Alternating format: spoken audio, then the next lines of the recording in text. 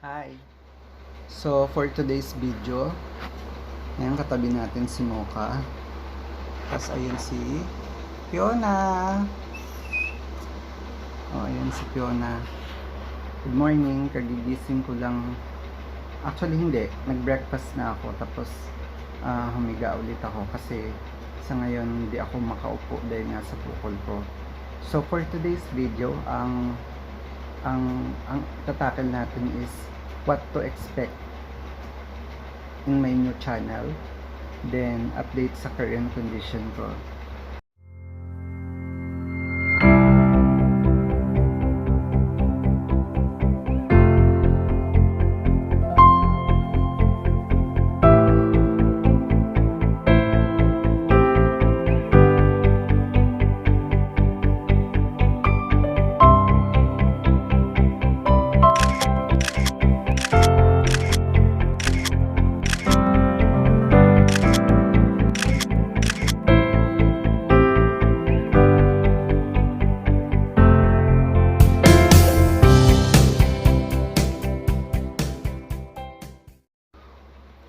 So yun, medyo nakakangalay kasi hawak-hawak ko lang yung cellphone ko.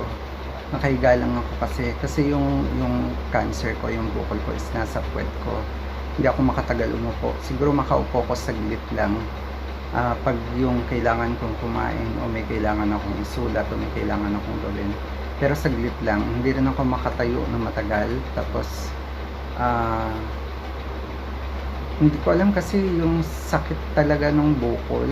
Alam mo kapag cancer, masakit talaga. Siguro pag nakakapanood ka ng mga movies, nakikita mo naman kapag may cancer, halos itog nila ulo nila sa pader pagka yun nga yung cancer nila nasa ulo. Sa akin nasa puwet naman. Hindi ko pwedeng madaganan. Pag nasanggi lang saglit, sobrang sakit. So, yung first question, what to expect in my new channel? Dito sa channel ko, bagong channel ko, ang una kong gustong i-discuss is ano ba yung sakit ko? Saan to nagmula? Kailan to nagsimula? Tsaka ano yung mga treatment plan? Yan yung mga expect nyo sa bagong channel ko. It's all about yung sa experience ko sa cancer.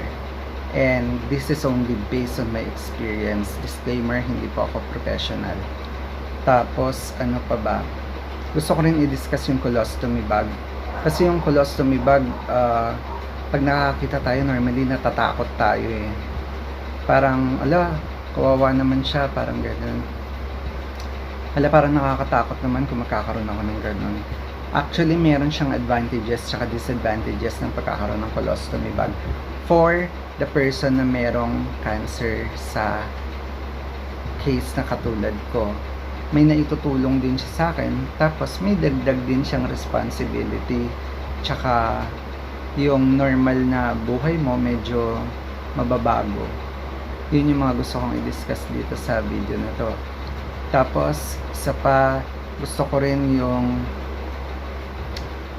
yung pinagdadaanan ng tao, dahil nga ako bago lang ako may cancer, sa paano tanggapin, tapos yung mga pagdadaanan mo sa chemotherapy mo, ano yung mga dapat mong expect, ano yung mga dapat mong paghandaan.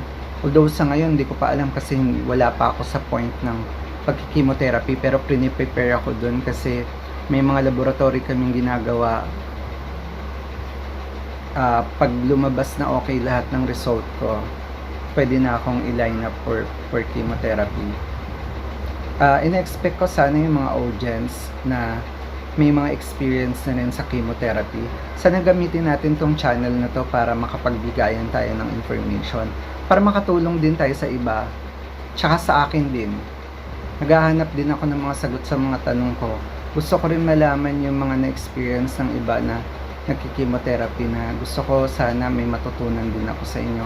Kaya sana yung may mga knowledge na yung mga dati nagdaan na sa chemotherapy o mga nagdadaan na sa chemotherapy, comment down below kung ano yung mga masasabi nyo, mga dapat kong paghandaan, ano yung mga dapat kong expect.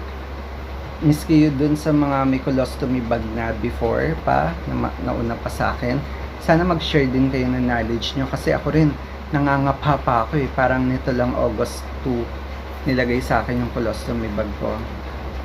So, yun yung mga dapat nyong expect.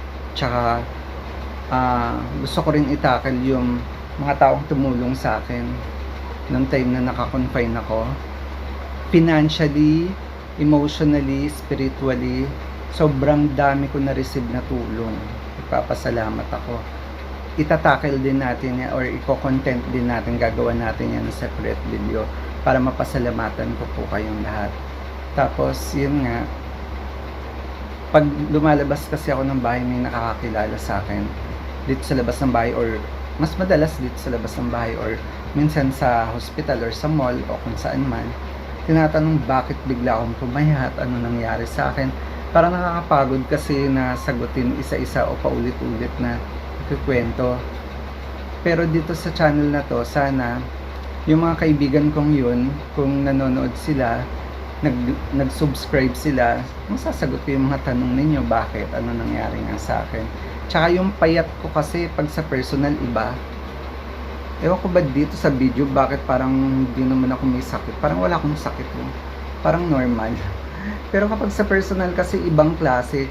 Kung makita niyo yung picture ko na sa intro, makita niyo dun yung picture ko kung gaano ako kapayat, ano na yung pinagbago, yung itsura ko. Ganun sa personal. May kakaibang power kasi tong video na to, tong cellphone na to eh. Cellphone na kasi ang gamit ko, kaya parang fresh. Fresh ba? Hindi. Parang walang sakit eh. Parang okay lang. Pero pag sa personal, payat ako. Tsaka yan. Ano pa ba? So yun lang muna yung mga dapat nyong expect. What to expect on this channel. Update sa current condition ko. So update sa current condition ko. Noong August 2, nagkuha sila ng sample for biopsy. Then, ang lumabas sa histopath o yung result ng biopsy ko is meron akong squamous cell carcinoma. Then, as per oncology, stage 3C ako sa cancer ko. And, yun yung current condition ko na ginagamot namin ngayon, na pinagplaplanuhan na kung paano ako makapagsimula ng chemotherapy ko. Kasi sa ngayon, humihingi ako ng clearance sa infectious disease doctor ko eh. Chine-check mo na lahat, hemoglobin ko, lahat, dugo ko, at kung ano-ano pa mga nire-request na laboratory. So, yun muna yung ginagamot nila. Aside from that, meron na ako before pa na Staghorn calculate sa kidneys ko. Tapos, meron din cyst dun sa kidneys ko. And, isa pa po, immunocompromised host po ako. Kaya hindi ganun kadali na makapag-decision si oncology about sa chemotherapy ko. Kaya marami pa po silang hinihingi na clearance sa infectious disease doctor ko. About dun sa immunocompromised host ko, hindi po tayo dun masyado magpo-focus. Pero kung may mga personal question kayo tungkol dun, willing naman akong sagutin yan.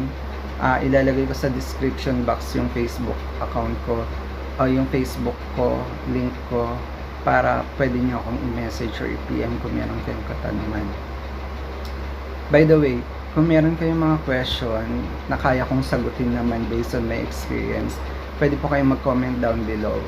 Sana dun sa mga audience na may mga experience na about nga dito sa sakit na to, about sa colostomy bag, about sa may maganda kayong may advice pagpataas ng hemoglobin o ng dugo. Isa pang problema ko, yung ugat ko medyo humihina na, ang hirap kuhanan ng dugo, tas kapag nilalagyan ng swero, ang dali niyang pumuputok. Kung meron pa may mga ma-advise yung mga audience na nakakapanood nito, gamitin natin tong channel na to para makapagpalitan tayo ng information, para makatulong tayo dun sa mga naghahanap din ng sagot sa mga tanong nila. And especially ako rin, naghahanap din ako ng sagot sa mga tanong ko. Sana makatulong po kayo. By the way, bago lang itong channel na ito, sana po i-like ninyo, mag-comment down below kayo for question or meron kayong gustong i-add. Tapos, mag-subscribe po kayo and hit that notification bell para ma-update kayo every time na may mga bago akong video.